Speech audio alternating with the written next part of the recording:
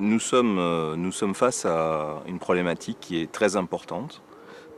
L'inclusion des personnes handicapées en France semble avancer de façon plus lente que dans d'autres pays en Europe et même dans le monde.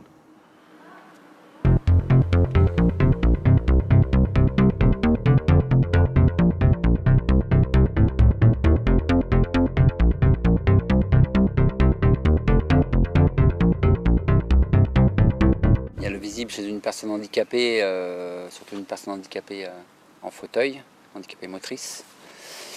Le fait de le voir, et il y a aussi l'autre facette, l'invisible. L'invisible, c'est ce qu'il a ressenti, ce qu'il a vécu et son passé.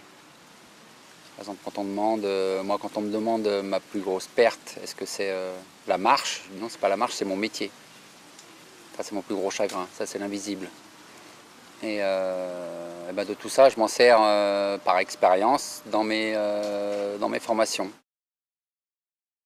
Moi, le travail, c'est clairement un moyen d'être citoyen, de prendre sa place dans la société. Et je pense que aujourd'hui, il y a encore une méconnaissance du handicap et des personnes en situation de handicap. Donc, je me dis qu'il faut passer par une phase de sensibilisation. Et du fait d'être nous-mêmes en situation de handicap et connaissant le monde du travail, leur montrer que oui, c'est possible, que finalement, embaucher une personne handicapée devienne ordinaire comme embaucher toute personne valide avec son histoire et même ses problématiques. Pour moi, il y a eu un avant et un après en fait. Un avant, la vie d'avant, un après maintenant, où je suis en fauteuil, j'ai un fauteuil pour m'aider à avancer dans la vie. Et j'ai un chien d'assistance, Elia, qui m'aide, qui me donne confiance, qui m'a permis de dépasser toutes mes craintes, mes peurs, et de pouvoir m'ouvrir un peu plus à la vie comme tout le monde.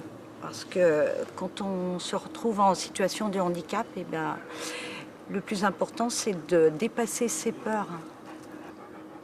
Comme j'ai déjà testé quelques formations, j'ai eu vraiment beaucoup de joie, de satisfaction en présentant des formations dans les entreprises, auprès des transporteurs, auprès de personnes qui accueillent du public handicapé, de voir leurs changements, les changements de regard, les changements des croyances, des perceptions de chacun, toutes ces croyances qui font qui nous mettent dans des cases, qui nous sont souvent dans des perceptions erronées.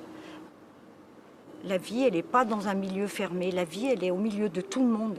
Au milieu de tout le monde, avec tout le monde.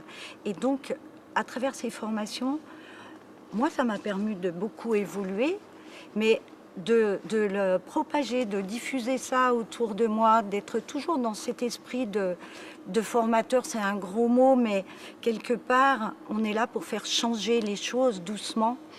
Et du coup, d'avoir cette expérience, de sortir du milieu confiné du handicap, d'aller ce qu'on appelle en milieu ordinaire.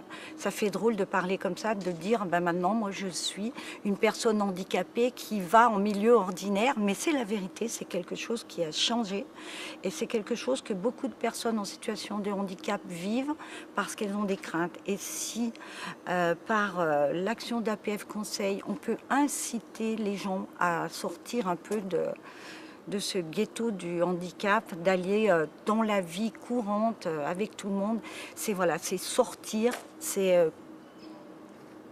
l'affaire de chacun et c'est notre affaire surtout à nous, de faire évoluer les choses, les mentalités.